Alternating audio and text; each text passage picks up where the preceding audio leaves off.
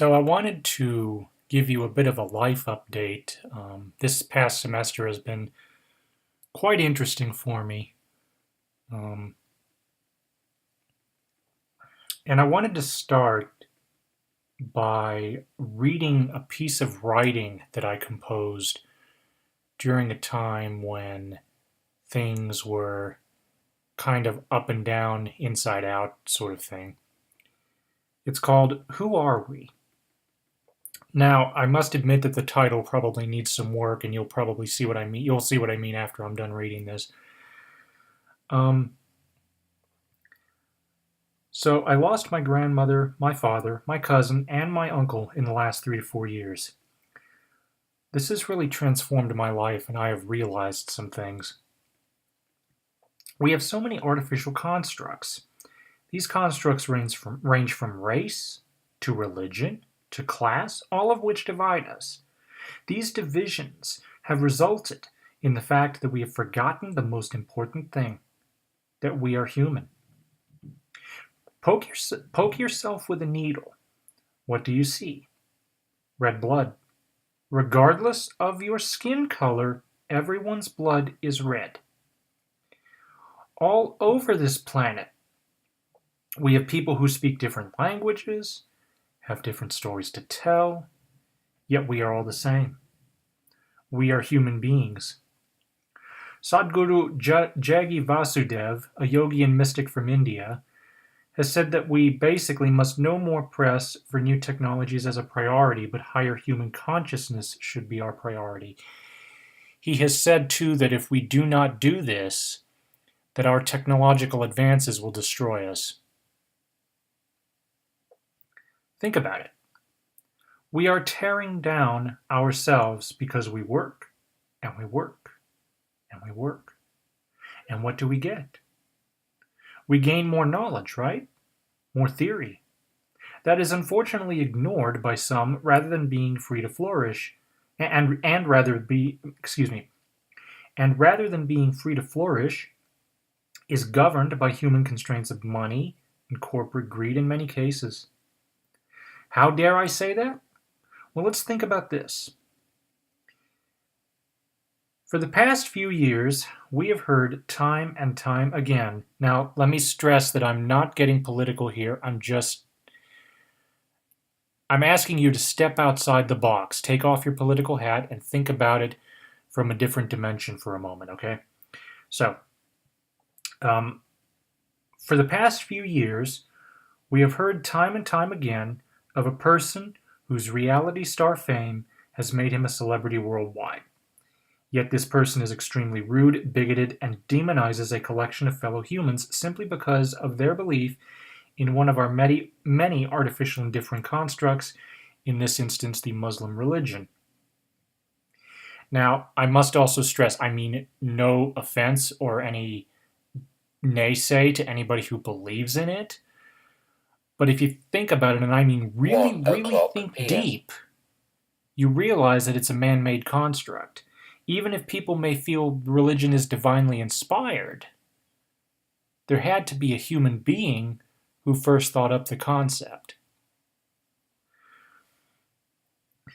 He disrespected those who are differently abled. He disrespected women, who are the most powerful humans we have. Why? They gave life to us. And yet, despite all this evidence, despite all this bigotry, he is now our president. Now, before I continue, let me back up a little bit. I just made the claim that I feel that women are the most powerful people that we have because they gave life to us. By this, I mean they physically carried us for the 9 months of the gestation period, and it is because of the miracle of the universe, through them, that we are able to exist. Continuing. Similarly, we gain more technology that becomes obsolete. We try for new policies that may help some, but harm a greater number. And for what? Yes, our actions impact others. Yes, the data is helpful, only if people are willing to listen to it. Are they? Well, tell the president the Dakota Access Pipeline will harm Native American lands, and what does he do? he builds it anyway. Why? To quote, save jobs. These jobs may put food on the table, and I respect those. I have great respect for those who have been harmed by the globalization efforts, and I understand your pain. But again, step outside the box of human constraints for a moment. These jobs may put food on the table, but at what cost? To other human lives. Why? Money? Money is a material thing and is yet another human-created construct. We made it a necessity. Back many hundreds of years ago, this was needed as we lacked the technology to handle economic affairs otherwise. However, with today's technology and upcoming technologies, and I stress the upcoming part, we have the power to sustain humanity without money. And I also must stress that money in itself is not necessarily a bad thing. Being addicted to it is the problem. Now, granted, the technology is slow coming, but it will happen. We have the ability to 3D print cars, houses, food, organs, and body parts. Now, the last couple of CESs, I can't remember exactly at which one we saw what, but I've seen a 3D food printer. You can think of it as the infant of the replicator in Star Trek. I've seen a 3D printed car. I think that was probably last year's Detroit Auto Show. I can't remember. You just Google all this and you'll see what I mean. Recently, earlier this year, somebody managed to 3D print a house.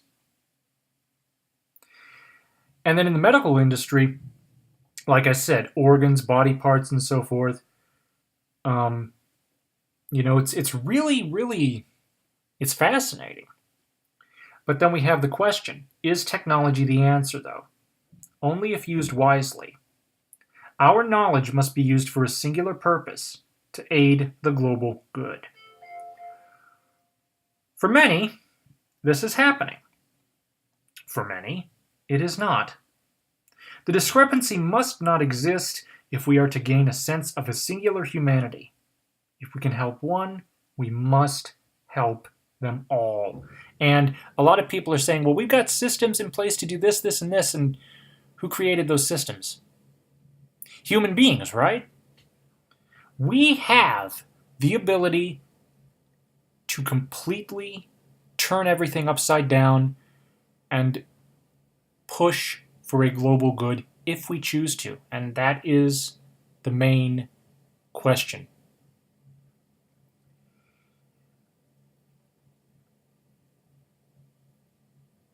Now, even with the technology, we could also survive without it, as humans have for thousands of years. With a vegetarian diet, one can grow their own food without technology, for example, which is still happening today in the Tibetan mountains, along with with many other places. Will I label technology an evil? Of course not. Without it, we wouldn't be communicating right now. So you see, basically, I'm trying to look at both sides of the issue best I can. However, I fear that the misuse of the technology and numbers have made us, again, forget who we truly are. Now think about this for a second, okay?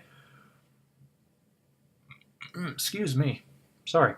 We put profit before people and economics before the environment. But more so than technology, our artificial constructs have also made us forget who we are. Going back to the beginning again.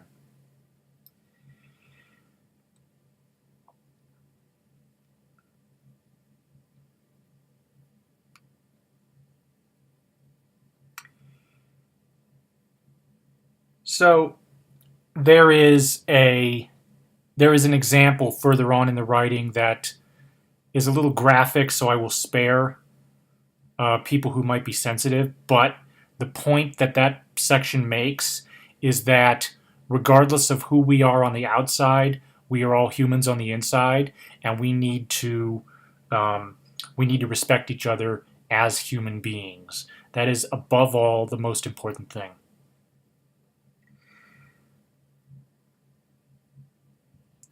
Even those who are differently abled are no less equal. Why? Simple. Since when did being in a wheelchair impact one's ability to think, pursue passions, or search for their dreams? Since when did being blind impact one's ability to be a lawyer or a teacher, or in my case, I'm going for my PhD? This is how we need to be if we are to survive on this planet. We must be one. One people, one humanity, one planet.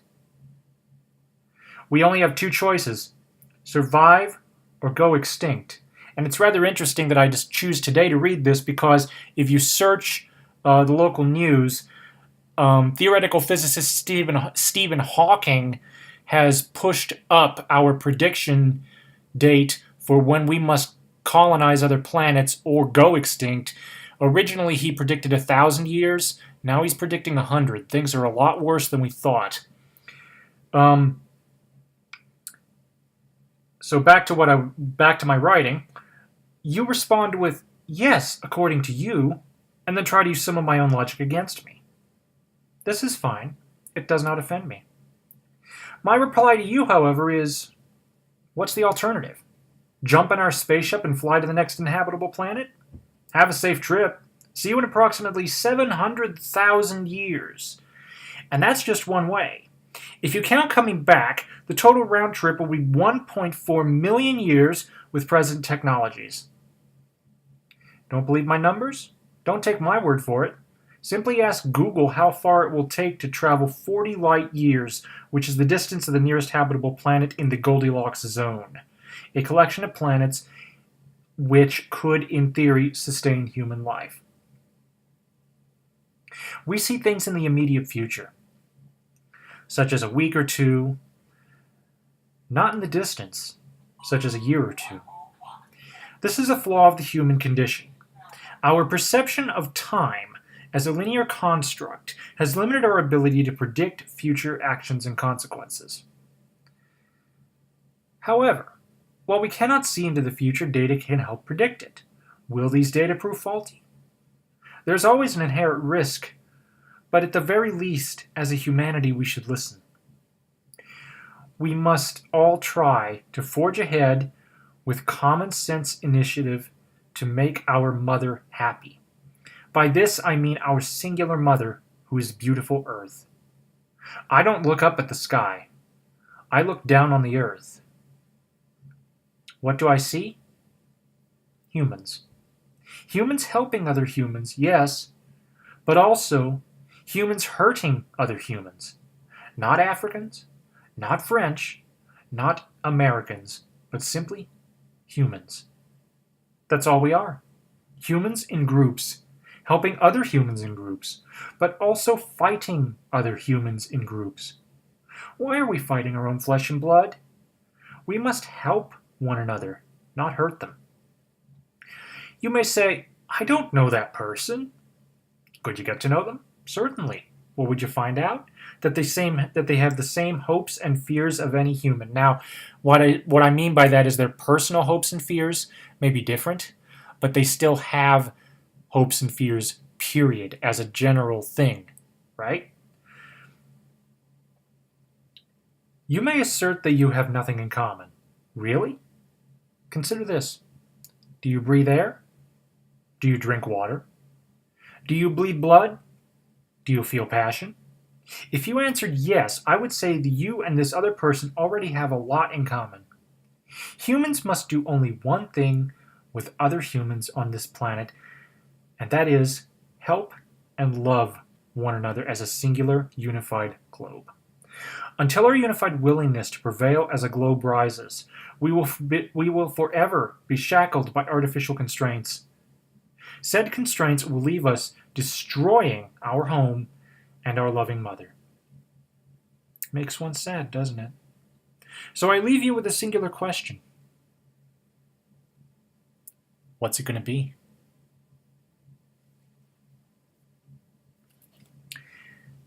Consider that. Really think about it.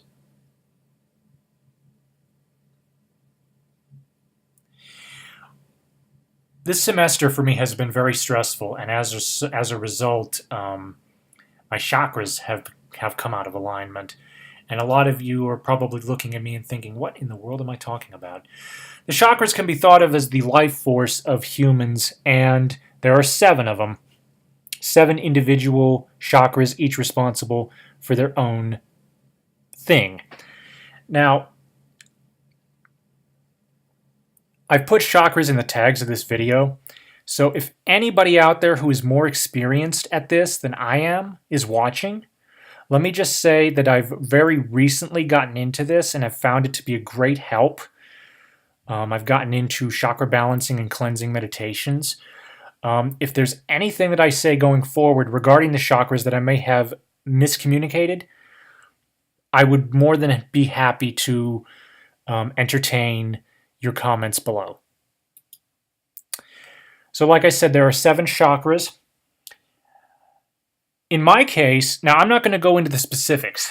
There are already tons of videos out there on this. In my experience, in my personal healing, the third eye chakra was wide open, but the throat and heart chakra were weak, and the root chakra was also weak, so those needed a cleansing.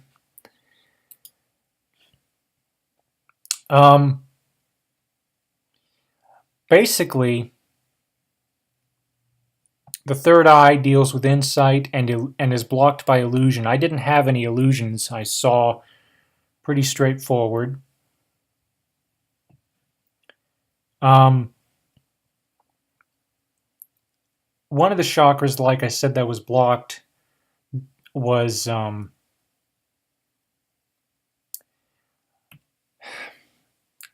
basically number 3 and number 4, the solar plexus and the heart. And I think I may have misspoke in the last slide. Like I told you, I'm very new to this, so I'm still trying to figure things out. But the reason for this is because I got pretty battered on some of my assignments. Not that that's necessarily a bad thing, because the PhD is very, very intense. But given how intense it is, you get a lot of feedback, and there's a part of you that's going to feel guilty, that's going to feel shame, that's going to feel some grief, and you're asking yourself, why are you here? So, thankfully, I've learned and I've pressed forward, and I'm doing well with my studies. I am pretty sure I've got 2 Bs for the semester. But in terms of going forward, I have decided to get into chakra balancing and cleansing on a daily basis, because I really do think that'll help me out. And as I said before, I may have misspoke in the first chakra slide. If anybody out there is more experienced in this that may be watching this, if you'd like to add some insight, please feel free to do so in the comments. As I said, very, very new to this. I've only started doing this a couple days ago.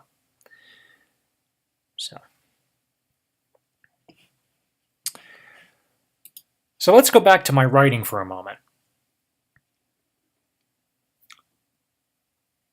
This is the Earth, most likely as seen from either a, well, it had to be from a satellite.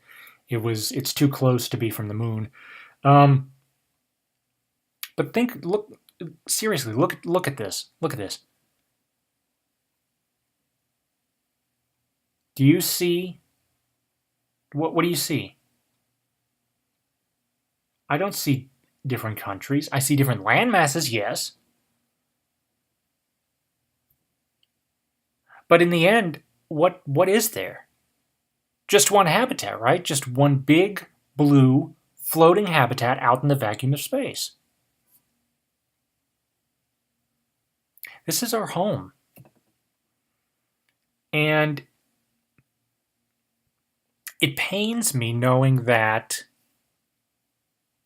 the people in charge, and I told you I'm not about to get political, you have your own thoughts, I have mine, but I personally feel like the people in charge aren't making this a priority. And I'm not just talking about the United States, I'm not talking about Europe, I'm talking about the world. The only singular organization that I know of that has been able to come together, aside from, I believe the Red Cross has installments in various countries. But here's the thing: the only true organization that I know of is NASA. NASA and other space agencies. Outer space exploration seems to be the one thing that we can all agree upon. Just look at the International Space Station. We've got crews up there from several different countries. In fact, what holidays are celebrated up there often depends upon the crew aboard. We've got a Japanese module, we've got a Russian module, we've got a United States module. That is truly the global effort that needs to be taking place down here on Earth. Why isn't it? I think, honestly, it goes back to the artificial constructs that we've created. This is something that we need to transcend above. We need to look to ourselves, because one of the other things that Sadhguru had said was that everything happens from within. This is true because nobody else sees the world the way I do. Physically, metaphorically, mentally, audibly, visually, it's all me. It comes from within me. You're seeing this video from the viewpoint of you. One of the other things he said that is that we don't necessarily need to fix the world, we need to fix us. And that makes sense because, think about this for a moment. We may think we need to fix the world, but who's damaging it in the first place?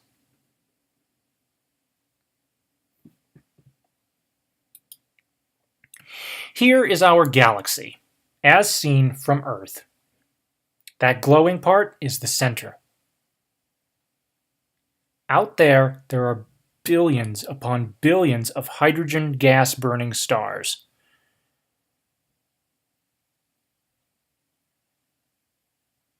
What are we? We are that dust. We are made of the same dust as the rest of the universe. We are nothing. In the grand scheme of things, you may think about, well, I'm a business executive. I'm a multimillionaire. Again, artificial construct. What we really are is nothing. Not in comparison with the grand scheme of things in the universe. We're literally a blip. This planet is a blip. This solar system, if looked far enough away from, is a blip. Our galaxy is a blip. Here's another example. Look at all these stars. Blips.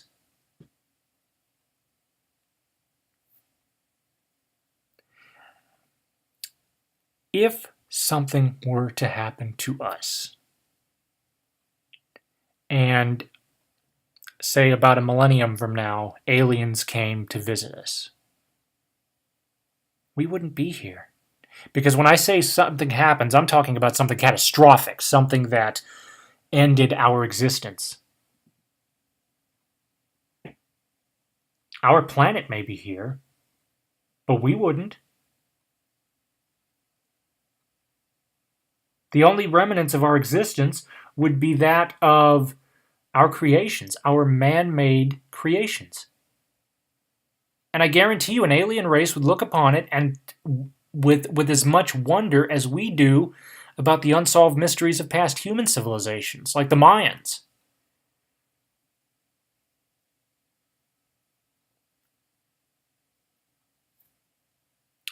We must come together as a singular globe. Otherwise, we will vanish in the blink of an eye, and nobody will even know it. And when I say nobody, I'm talking about other races, other species, other civilizations out in the universe. They won't even consider it. They won't even think about it because, again, we're blips. We're nothing.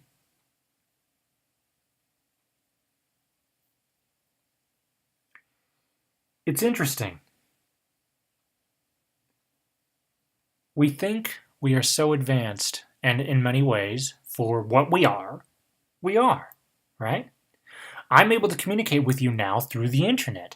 You are able to listen to what I'm saying on your smartphone as you are going to work on the subway. Or you are sitting in your classroom waiting for the bell to ring. Or you are at Starbucks drinking a latte. But what does this all mean in the end? We are blips. It really does change your perspective, doesn't it? And I think that if we want to survive, if us blips want to survive, then we better get to work and fast. Some climate scientists have already predicted that we have passed the point of no return. We can't, we have to, and when I say we, I'm talking about the planet. I'm not talking about countries. I'm not talking about cities. I'm not talking about governments. I'm talking about humans. Humans need to come together, or we will not survive. And because we are blips in the universe, people of other civilizations, of other races, of other species, won't even know it. This is a realization that I've had over the last several months, and it's really changed my perspective on life and on living.